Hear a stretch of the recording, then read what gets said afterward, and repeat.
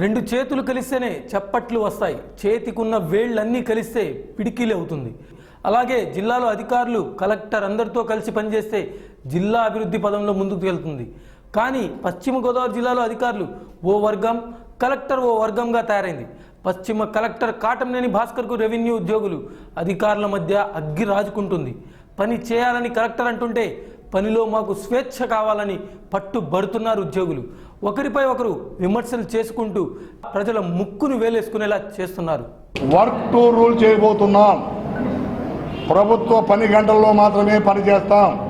సాయంత్రం 5 దాటిన తర్వాత పని చేయం. ఉదయం 10 లోపు వచ్చే సమస్య లేదు.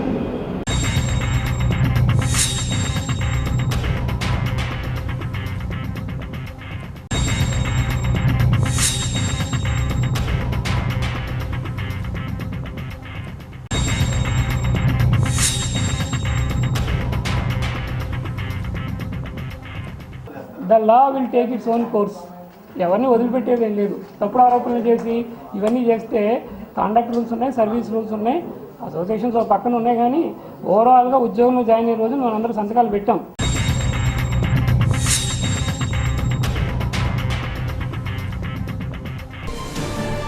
పశ్చిమ గోదావరి జిల్లాలో రెవెన్యూ ఉద్యోగులు జిల్లా కలెక్టర్ కాటంనేని భాస్కర్పై ఆందోళనకు సిద్ధమవుతున్నారు.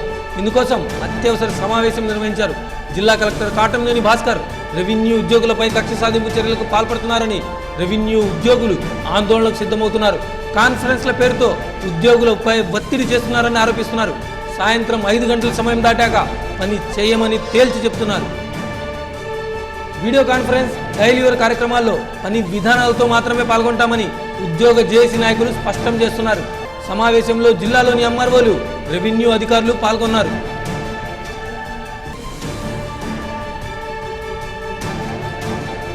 వర్క్ టు రూల్ చేయబోతున్నాం. ప్రభుత్వ పని గంటల్లో మాత్రమే పని చేస్తాం.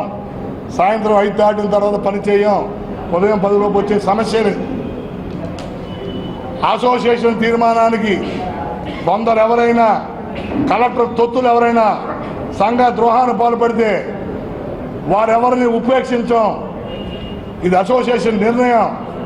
వర్క్ టు రూల్ ఇష్టం ఉన్నా ఇష్టం లేకపోయినా కలెక్టర్ తొత్తులుగా ఉన్న కొంతమంది కూడా అంగీకరించవలసిందే.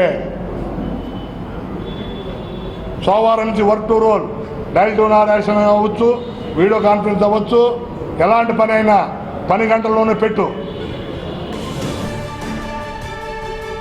రెవెన్యూ ఉద్యోగులు తనపై చేసిన ఆరోపణలపై కలెక్టర్ కాటంనేని భాస్కర్ స్పందించారు. The law will take its own course.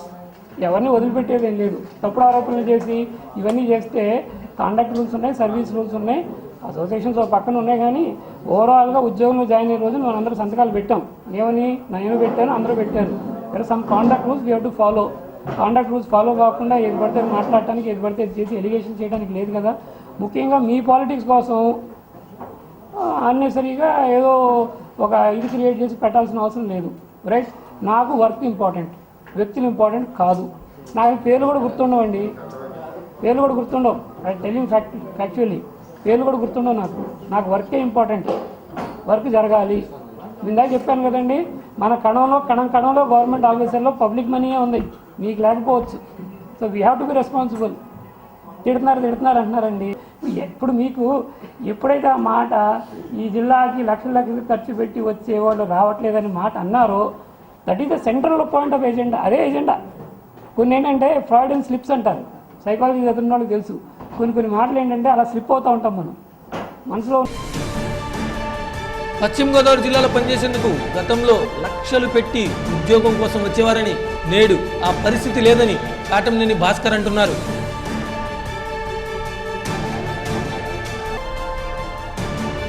ఉద్యోగ సంఘాల ఎన్నికల నేపథ్యంలో తనపై అసత్య ఆరోపణలు చేస్తే ఉపేక్షించేది లేదని హెచ్చరిస్తున్నారు. తీవ్ర ఆరోపణలు చేస్తున్న సాగర్పై అనేక ఆరోపణలు వ్యక్తమవుతున్నాయని, సాటి ఉద్యోగి ర్యాలీ పట్ల సాగర్ అనుచిత వైఖరి వ్యవహరించారని, దానిపై ఎలాంటి చర్యలు తీసుకోవాలో చెప్పాలంటూ మీడియాని ప్రశ్నించారు.